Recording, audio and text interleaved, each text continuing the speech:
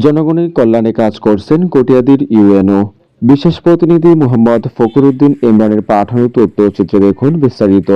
কিশোরগঞ্জের কটিয়াদী উপজেলার নির্বাহী কর্মকর্তা মোহাম্মদ মাইদুল ইসলাম জনগণের কল্যাণে কাজ করে যাচ্ছেন। সোমবার কটিয়াদী উপজেলার চান্দপুর ইউনিয়নের হযরত মিয়াচাঁদ সাহা মাজারের সম্মুখ ভাগে সিসি রাস্তার উদ্বোধন করেছেন। এ সময় উপস্থিত ছিলেন চান্দপুর ইউনিয়নের প্যানেল চেয়ারম্যান শহীদুল হক, সংশ্লিষ্ট মেম্বার সহ স্থানীয় এলাকাবাসী।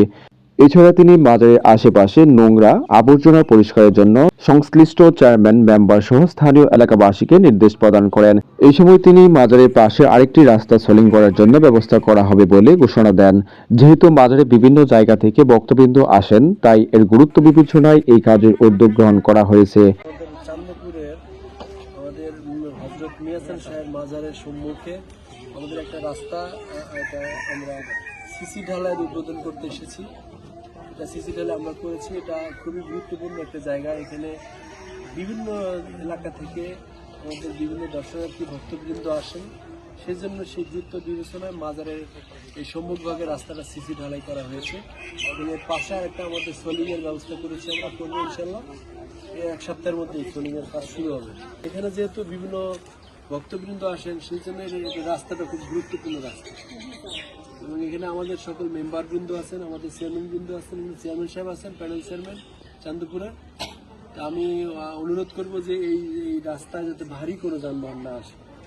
অপরদিকে সোমবার বিকেলে মানবিক এই উপজেলা নির্বাহী কর্মকর্তা মোহাম্মদ মাইদুল ইসলাম এক বৃদ্ধ বাবার অভিযোগের প্রেক্ষিতে ছুটে যান জামালপুর ইউনিয়নের তার বাড়িতে।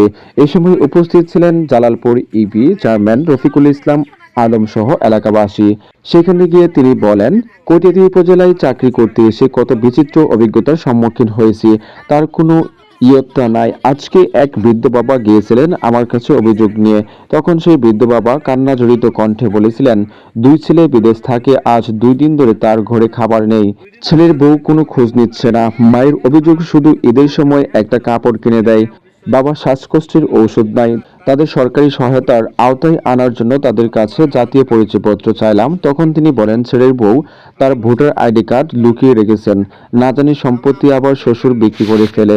সব মিলিয়ে এক হৃদয় বিদারক দৃশ্যের অবতারণা হয়ে উঠেছিল সেই বৃদ্ধ বাবা মায়ের বাড়িতে। বৃদ্ধ বাবার অভিযোগটি পেয়ে সাথে সাথে জালালপুর ইউনিয়ন চেয়ারম্যানকে সাথে নিয়ে চললাম সেই বাড়ি। যাই হোক, শেষ পর্যন্ত কাউকে বাসায় না পেয়ে প্রতিবেশী স্বজনদের ডেকে দায়িত্ব দিয়ে আসি বিষয়টি মিট আপ করার জন্য। না হলে ছেলে ও তার বউ এর বিরুদ্ধে আইনগত ব্যবস্থা গ্রহণ করা হবে। এ সময় তিনি সকলের উদ্দেশ্যে বলেন, আমি সকল ছেলে মেয়েদের বলবো, বাবা মায়ের প্রতি তাদের দায়িত্ব কখনোই শেষ হয়ে যায় না। তাদের ভরণ পোষণের আইনগত দায়িত্ব ছেলে মেয়েদের ওপর বর্তায়।